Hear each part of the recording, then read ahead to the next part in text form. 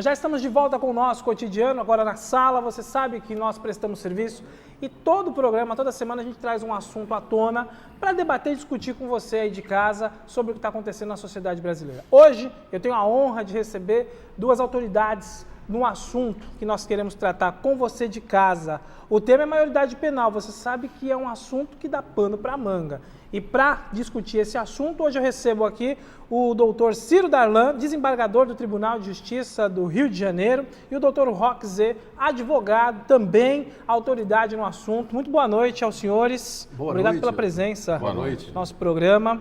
E obrigado por terem vindo tratar de um assunto que tem uma dificuldade para a sociedade entender, porque muitos são a favor que reduza a maioridade penal, né, que baixe aí a idade que está sendo discutido, ou foi discutido, para 16 anos. Outros já acreditam que não adianta a redução da maioridade penal, porque de nada adianta, que o sistema carcerário que a gente tem, o sistema prisional, está falho, a nossa legislação é falha. E aí um ponto de vista de duas pessoas, dois magistrados, duas pessoas que conhecem de fato, aí, o magistrado, o advogado, que conhecem aí essa questão tão bem. O que nós podemos falar sobre essa maioridade penal no nosso país? É a favor, temos que ser a favor ou contra a redução? Na verdade, eu queria corrigir uma afirmação sua, as legislações não são falhas. Não. Tanto o Código Penal quanto o Estatuto da Criança e Adolescente são referências no mundo inteiro. Certo. Nossa legislação é uma das mais avançadas do planeta. O que falha é a execução das medidas, tanto as medidas socioeducativas quanto as medidas prisionais. Certo. O sistema prisional é um sistema falido, é um sistema superlotado. O Brasil é a quarta maior população carcerária do planeta. A primeira é os Estados Unidos. E você vê que lá também tem violência. Nos Estados Unidos também não combateram a violência, não resolveram o problema da violência com prisões.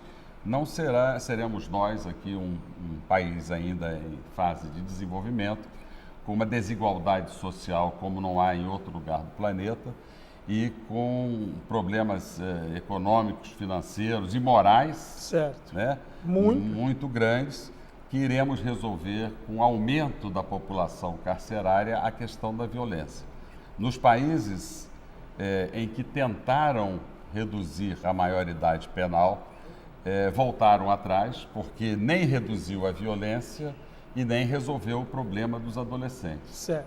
A nossa legislação ela está de acordo com a Convenção Internacional, a Convenção das Nações Unidas sobre os Direitos da Criança, que estabelece a idade de 18 anos como parâmetro para todas as legislações dos países civilizados do planeta. Portanto, onde está a falha? A falha está no Estado, que não executa as medidas socioeducativas com eficiência e não executa as penas aplicadas pela Justiça com eficácia. Se nós avançarmos nessa proposta de redução da maioridade penal, o que vai acontecer é que nós vamos elevar o número de presos do sistema carcerário, não vamos resolver o problema de violência e vamos encarecer. E quem vai pagar o preço, no fundo, é a própria população. Agora, doutor, a gente vê aí hoje, é muito notório, a utilização do, entre aspas, porque não se diz isso, são adolescentes, de menor, infiltrado na criminalidade, onde a bandidagem utiliza essa ferramenta, que nada acontece. A gente sabe que hoje o adolescente, ele é apreendido, a polícia leva para a delegacia, faz lá o reconhecimento, o BO, o que tem que ser feito na questão de autuação, mas ele passa a voltar para a sociedade, ele não paga criminalmente. Todo esse discurso é falho. Isso faz parte do discurso fascista daqueles que querem a redução da maioridade penal. Quer dizer que não é de fato isso que acontece? Isso não é verdade. Primeiro que a legislação impõe, a partir dos 12 anos, uma responsabilidade socioeducativa. Então, na prática, o que acontece é que o adolescente que pratica uma infração, ele é apresentado à polícia e ele é encarcerado.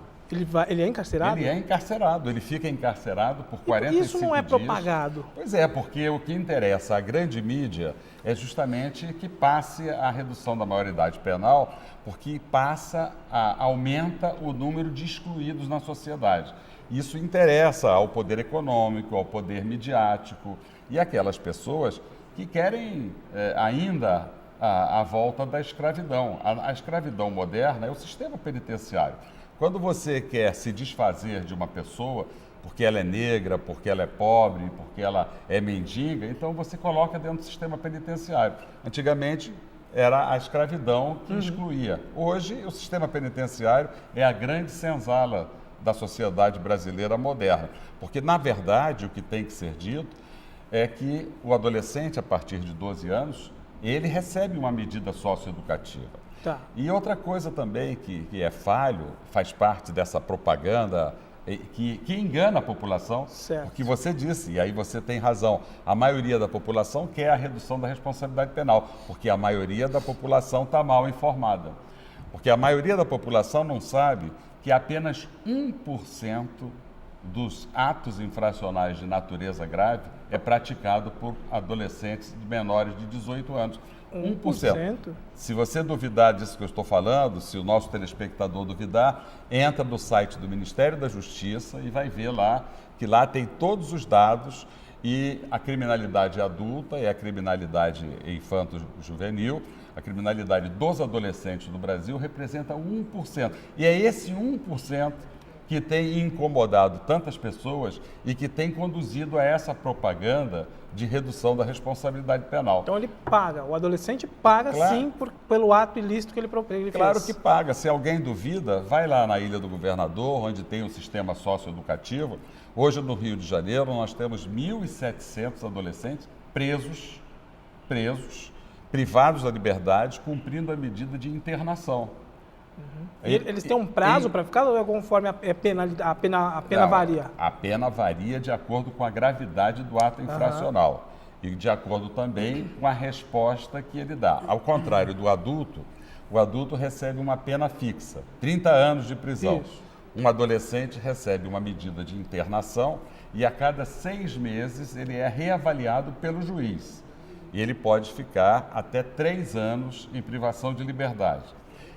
Depois de 3 anos, ele ainda pode progredir uma medida de semi-liberdade. Então, já são 3 anos, mais 3 anos de semi-liberdade, já são 6 anos. Nós estamos falando de um período da juventude que vai de 12 a 18 anos. Certo. Portanto, 6 anos de privação de liberdade um adolescente pode ficar sob a custódia do Estado. E ficam. Na verdade, ficam.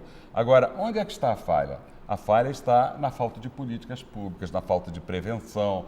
O Rio de Janeiro, por exemplo, deveria ter 67 conselhos tutelares.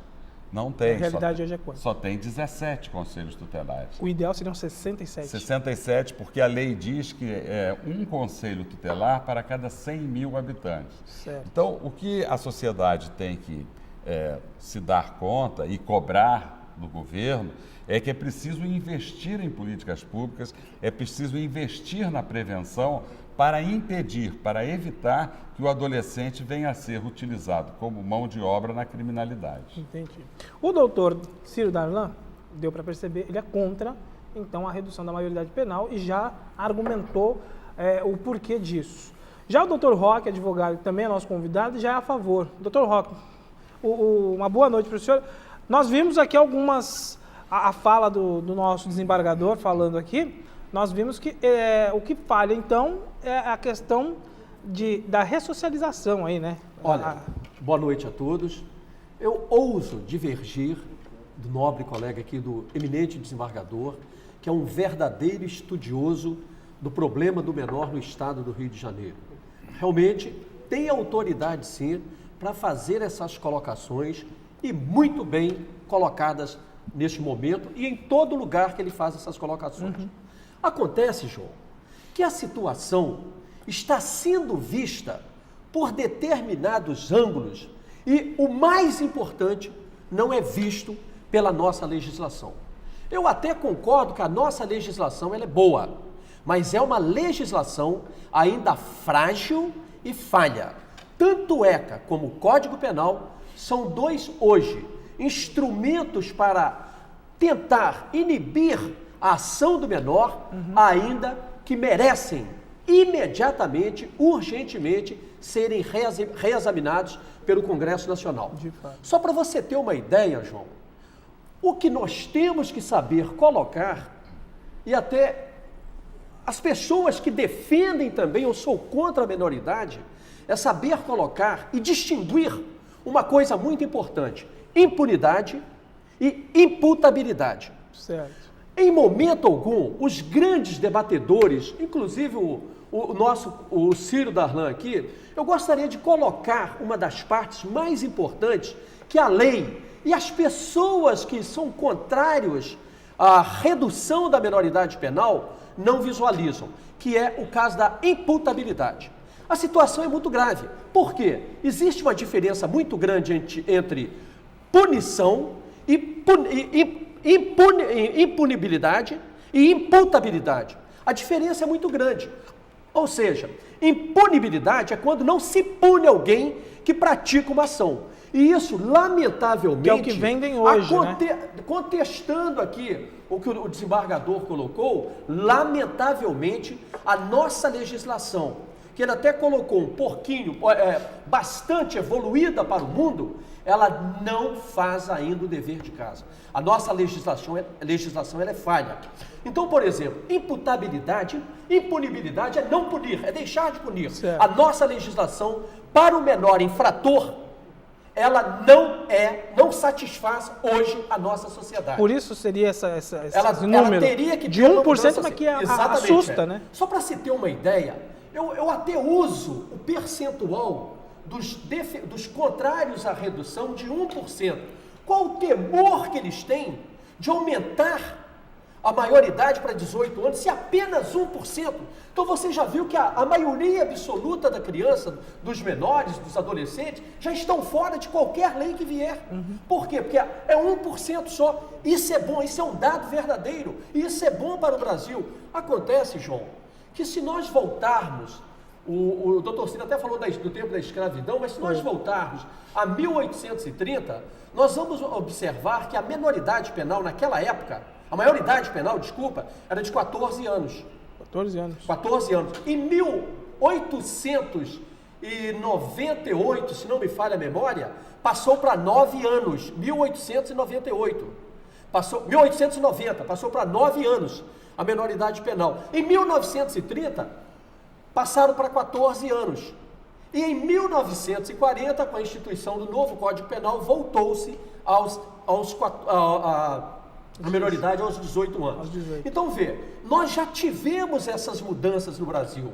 Nós nunca tivemos problema nenhum com o menor, porque o índice é muito grande, é muito baixo. É igual o doutor Ciro colocou, e nós sabemos, está aí no mundo todo, é apenas 0,1%. Então essa lei não é para espantar ninguém. Os defensores ou os contrários, ninguém precisa se espantar se houver uma mudança, uma alteração nesse sentido. Por quê? Porque a imputabilidade é o que tem que ser visualizado pelo espectador, pelo doutrinador, pelo legislador que vai fazer a lei. Ô João, doutor Ciro, é inadmissível entender que um menor que pega uma pistola 9mm, um menor que pega uma faca, um menor que pega uma arma de fogo e sai para caçar um ser humano como se fosse um animal, mata esse ser humano, será que esse menor, o simples fato dele pegar essa arma, ele não tem discernimento total, pleno, de que aquilo só vai servir para matar? Criança, menor, adolescente, foi feito para colocar nos bancos escolares, na escola. Nós precisamos, sim, doutor Ciro, disso. O governo federal, ele é o maior culpado. Se as nossas crianças tivessem dentro de um colégio interno, igual eu estudei em colégio militar, a disciplina é muito rigorosa. Se fosse uma educação nesse nível, nós não teríamos menores na rua. Olha, lamentavelmente o Brasil é o país que tem mais menor solto na rua. Então, o próprio juizado, que ele já prenderam muitas crianças, o menor, um garotinho, uma criança, não pode ficar sozinho com os pais. E, lamentavelmente, todos os defensores ou os contrários colocam o Estado como paizão. do menor. E não é verdade. A primeira educação vem do berço. Aí tudo bem, mas e quem não teve berço? E quem não teve pai? E quem foi abandonado? Aí o Estado tem que realmente tomar essas medidas e punir o pai que fez o filho. Entrar com uma ação de alimentos, porque fazer filho é muito fácil. Agora, cuidar e deixar para o Estado é muito sério. Então, a imputabilidade é isso.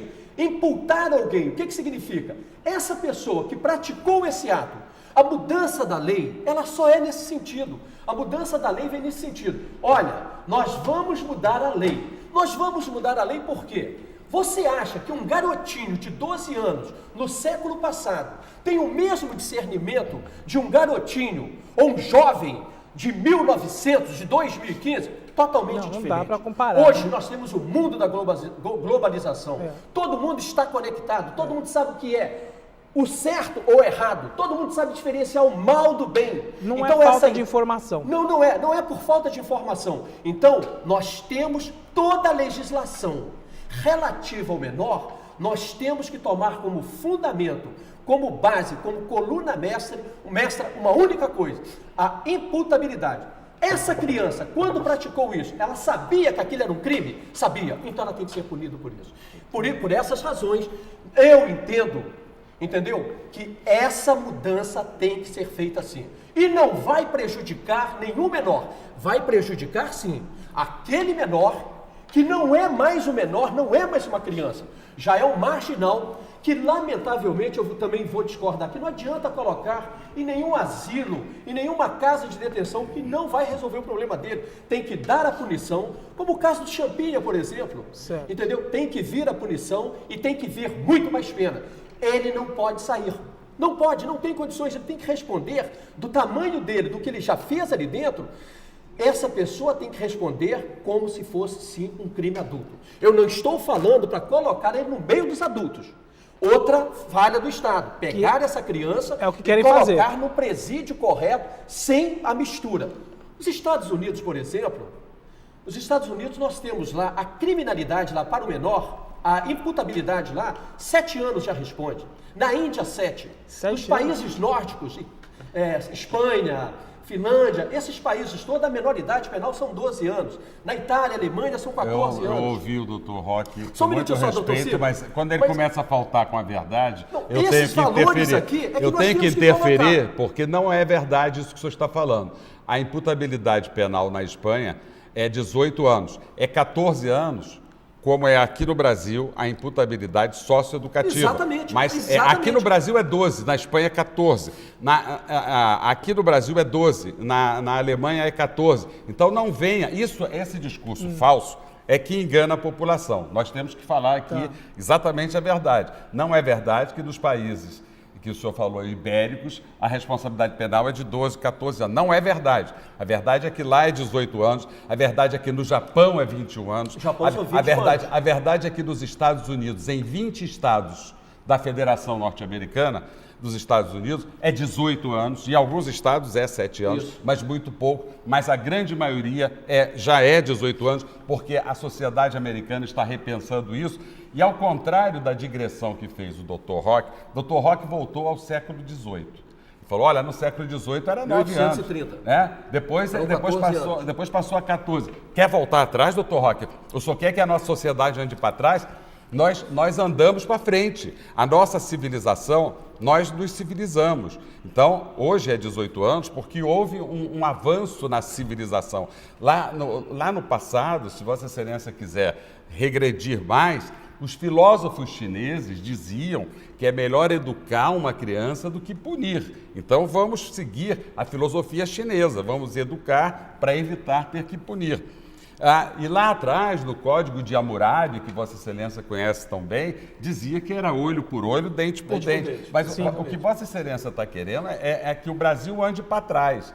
Nós alcançamos um grau de civilização em que o Brasil é signatário da Convenção das Nações Unidas, que é o tratado que foi assinado por todos os países civilizados do planeta, que estabelece a idade base de 18 anos. E o senhor está pregando que andemos para trás. Depois, Vossa Excelência fez uma diferença entre imputabilidade e inimputabilidade. No Brasil, é 12 anos. Um adolescente. Depois, o seguinte, é tão raro, João, é tão raro os casos graves praticados por adolescentes, que o doutor foi buscar um exemplo do Champinha. Sabe quanto tempo tem o Champinha? 14 anos. Ele não, ele não se recorda de nada mais recente do que isso para atribuir a uma adolescente. É porque são raros, realmente são raros. Apesar do que a mídia, quando acontece um caso envolvendo uma adolescente, a mídia faz desse assunto durar 1 mês, 2 meses, anos. Mas é tão raro que ele só se lembra do Champinha que tem 14 anos. É tão raro que ontem mataram um coronel do Exército e um dos garotos que mataram tinha 17 anos de idade. O menor, como você mesmo colocou, João, lamentavelmente, o menor hoje, ele é utilizado como uma ferramenta, é uma ferramenta na criminalidade. Qual a preocupação de nós aumentarmos? Eu gostaria até de saber do senhor, se nós temos hoje um índice de apenas 0,1%... Que responde. Isso, que responde. Por que fica internado? Eu sei, 0,1%. Qual o temor de modificar a lei?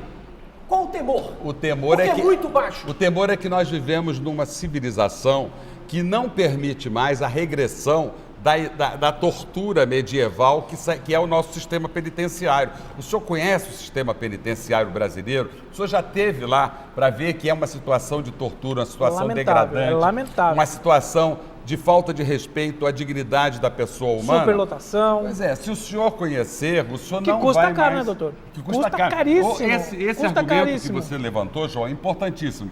Um preso no sistema penitenciário custa a você, contribuinte, cerca de R$ 3.500. Um adolescente preso dentro do sistema socioeducativo custa R$ 1.500. Então você está querendo vender um produto que não funciona, que é o produto sistema penitenciário, que é um preço muito mais caro para o contribuinte pagar do que uma medida socioeducativa que é mais eficaz e que recupera e que ressocializa por um preço de R$ 1.500. Até sob o ponto de vista de uma sociedade capitalista, você está vendendo um produto podre para a população ao pedir a redução da maioridade penal. Foi falado em educação na nossa mesa.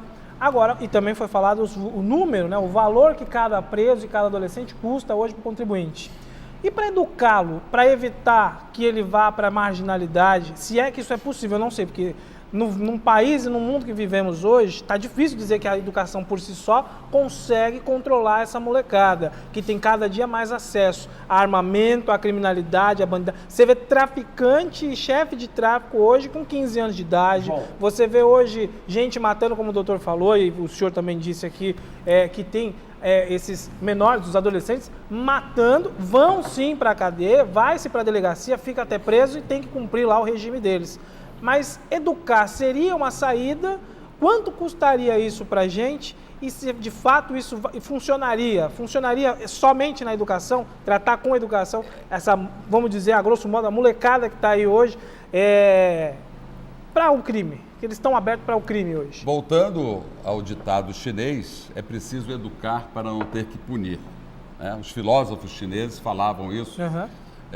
Eu acho que esse é o caminho. Um aluno num sistema de educação integral, e isso já foi tentado no Rio de Janeiro, através do governador Leonel Brizola, e essas pessoas que hoje clamam pela redução da responsabilidade penal foram contra o ensino de horário integral, porque diziam que era muito caro, que era um dispêndio muito grande. Só que um adolescente em horário integral numa escola, ele é muito mais barato do que um adolescente privado da liberdade, do que um adolescente preso. Então, o Estatuto da Criança e do Adolescente, ele traz para a sociedade brasileira uma agenda positiva, uma agenda que diz que o adolescente tem direito à educação, direito à informação. Essa informação que foi dito aqui na mesa que esses adolescentes têm, que não têm, isso é falso. Porque os adolescentes que estão privados da liberdade e que são os adolescentes que estão à mercê da criminalidade, eles são analfabetos. E muitos deles são doentes mentais, então eles não têm condições de se colocar perante aquele crime que estão praticando. Pra você ter uma ideia, eu sou juiz criminal. Um adulto que cometer um crime, ele pode, através do seu advogado, arguir insanidade mental. Então, já vimos muitos casos assim. Se faz um incidente de sanidade mental para verificar se ele tinha condições ou não tinha condições. Com o adolescente isso não acontece. O adolescente, ele pode ser o cara mais maluquinho do mundo. Ele vai ser preso e vai cumprir a medida de liberdade assistida porque a lei não dá. A lei dá a ele o direito de arguir a insanidade mental. Mas como ele é menor de 18 anos, ele vai e cumpre a medida e 3 anos depois vai embora. Não é verdade. Deixa eu 3 falar anos, isso, mais doutor 3 Silvio. anos e mais 3 Olha aqui, anos. ó, São 9 anos. Não é dessa forma no Brasil. A pessoa vai para lá, fica, depois de 3 anos volta e pode voltar a delinquir. Com certeza isso é que mais acontece. João, a situação no Brasil é de uma demagogia tremenda. Por exemplo, hoje nós temos aí o governo federal, que por um acaso há 12 anos que está o PT, a vida toda falando que nós não podemos reduzir, inclusive a próprio executivo se pronunciou, deveria deixar essa matéria até para o legislativo resolver, pronunciou falando que nós somos contrários à redução, porque nós temos que falar na pátria educadora, educar. O doutor Ciro aqui, que é juiz há mais de 20 anos no nosso tribunal, eu tenho certeza, 33 anos no tribunal, eu tenho certeza absoluta que ele vai afirmar aqui também. Dos 36 anos que ele passou no tribunal, nos 30 anos ou nos 50 anos que toda a sociedade vê esse debate, a única coisa que nós falamos aqui é educação para o menor. Mas até hoje ninguém colocou educação. O próprio tribunal ainda também não exigiu das nossas autoridades, do executivo, a criação das escolas com estudo integral. Cadê essas escolas? Então, outra coisa, a situação é muito grave, porque quando se fala em menoridade penal do Brasil, eu vou até aproveitar um gancho que o doutor Silvio colocou aqui, só quem vai para a cadeia vai ser filho de pobre, filho de analfabeto. Isso não é verdade, porque isso passa na mão dele. Então, ele está no judiciário. Aqui está a criança de idade média. Aqui está uma idade mais baixa. Ah, então eu vou punir isso aqui, não vou punir isso. Se o crime é o mesmo, eu tenho certeza absoluta que a magistratura brasileira, principalmente a carioca, que eu trabalho há mais de 25 anos, ela não pensa dessa maneira. Entendi. Então, se existir um caso dessa maneira, então todo o poder judiciário estará condenado? Nós então não podemos mais mexer nisso, não podemos prender o menor. Olha aqui, ó, 2 demagogias que nós escutamos a nossa vida toda. Primeiro, vamos trabalhar com a educação. Ninguém faz nada para trabalhar com a educação aqui. O primeiro passo que tinha que fazer, cadê os colégios integrais? Cadê? Olha aqui, você passa ali agora na Central do Brasil, passa em qualquer lugar aqui no centro da cidade, está cheio de menor tirando cola, fazendo um monte de coisa. Cadê a nossa polícia? Nós tínhamos que ter autoridade, qualquer cidadão, prenda esse garoto. Só que se você fizer isso, você é condenado até a danos morais. Prendendo um garotinho, esse garotinho é pobre. Como teve um caso que amarraram um garoto no poste. Não, mas isso aí também é muita violência. Eu não chegaria a esse ponto. Mas eu estou falando, João, só um minuto só. Eu estou falando que nós temos, lá fora no exterior, quando você viaja para um país lá fora, países de primeiro mundo desenvolvido que eu estou falando, é onde eu quero colocar o Brasil. Eu sei que nós não somos ainda, mas lá fora você não vê criança na rua menor. Aqui no Brasil você encontra um garotinho de 5 anos, 2 anos, no sinal, ninguém faz nada. Então a culpa não é da legislação, a culpa é de nossas autoridades. E quando a gente vê todos os dias essa demagogia de quem vai para lá é preto, é pobre, é isso, não é verdade. Quando vai para lá é um analfabeto, não é verdade. Quem não vai para lá porque tem que dar educação, não é verdade. Uma coisa que eu quero reprisar mais ainda. Nós estamos colocando o Estado como paizão. E isso não pode acontecer. O Estado tem que ser duro na lei. Maravilha. E o pai tem que ser mais duro ainda com seus filhos. O pai é que dá a primeira educação. O filho sai para a escola e vai aprender coisas boas lá dentro. Mas a melhor educação, todos aqui que estão aqui agora, muita gente que estão me ouvindo aí, a melhor educação vem do berço. E essa educação é que você passa para frente. Entendi. É isso que tem que se fazer. Então vamos dar educação? O caso é educação? Então vamos tratar da educação.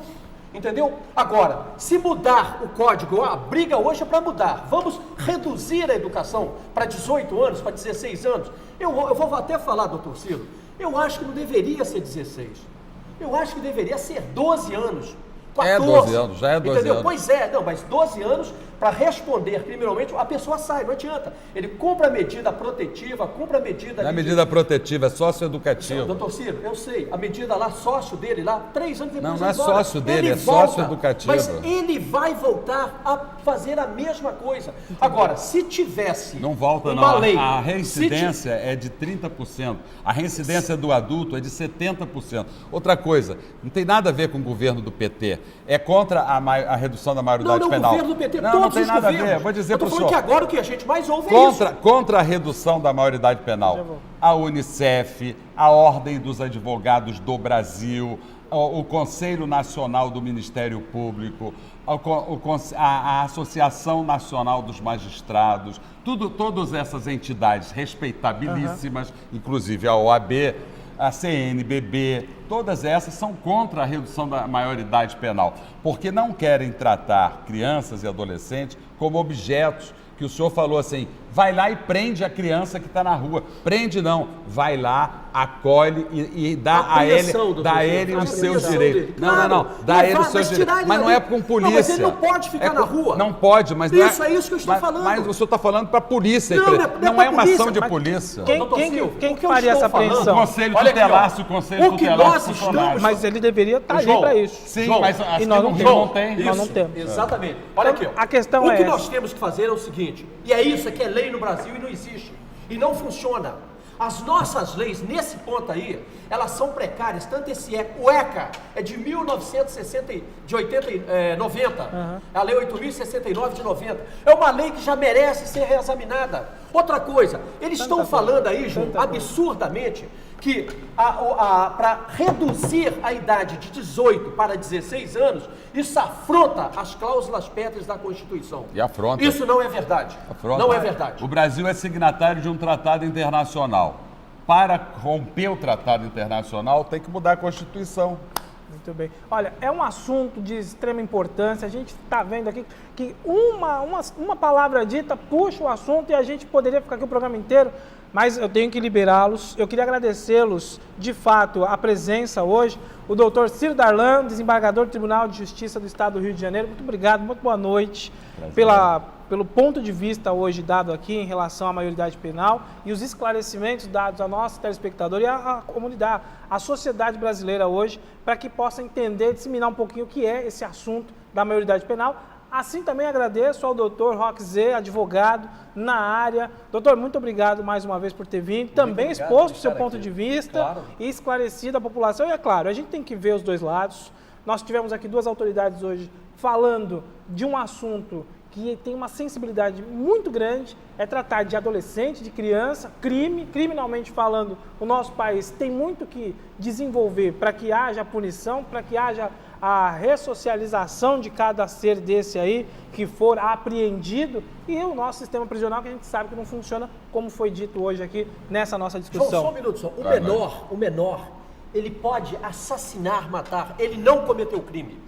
Isso que nós estamos falando aqui. A palavra crime que você acabou de usar, ele se pegar uma pessoa, matar, assassinar com arma, tudo, isso não é crime. Começa que essa terminologia menor, que é altamente preconceituosa, ela foi riscada do nosso ordenamento jurídico em 1990. Mas o doutor Roque, através do seu olhar preconceituoso, que costuma chamar menor de menor e criança de criança. São coisas exatamente iguais. E comete crime, sim. Tanto comete crime que a partir de 12 anos ele é privado da liberdade. Eu vou deixar o convite aberto para que vocês possam voltar, para a gente ter mais um espaço para poder debater esse assunto e, de repente, eu trazer também perguntas da sociedade que viu hoje, os telespectadores, para que vocês possam responder diante dos dois olhares diferentes aí, o contra e o a favor da maioridade penal. Pode ser assim? Eu sugiro que você faça uma matéria nas unidades onde os adolescentes estão cumprindo medida, para mostrar que o doutor Roque não tem razão. Quando ele diz que eles não são punidos, mostra lá a imagem dos meninos atrás das grades, mostra lá as condições subhumanas que eles estão. Eu quero também pedir, para mostrar também que o doutor Ciro Darlan também não está com toda a razão, com essa imperatividade toda aqui, porque é o seguinte, o que nós estamos assistindo no Brasil são assassinatos cruéis, crimes com requinte de crueldade praticado por esses adolescente. Vou deixar então marcado aqui perante ao nosso público. Vamos fazer, então, realizar duas reportagens distintas, como vocês pediram para mim, como os senhores pediram, e eu quero que os senhores voltem então para também responder ao telespectador. Pode ser? Daqui Com um certeza, mês? pode chamar, o nosso sim. convite está aberto Já aqui. pode até marcar a data. Então tá bom, eu vou deixar aqui junto com vocês para a nossa assessoria e produção de vocês entrarem num acordo comum numa data. Mais uma vez, muito obrigado. Deixa o uma boa Dr. Rock noite. se acalmar, que é o E aí a gente volta. Olha, Ele tá muito raivoso. Vamos para o intervalo rapidinho, volta 2 minutos, sai daí não.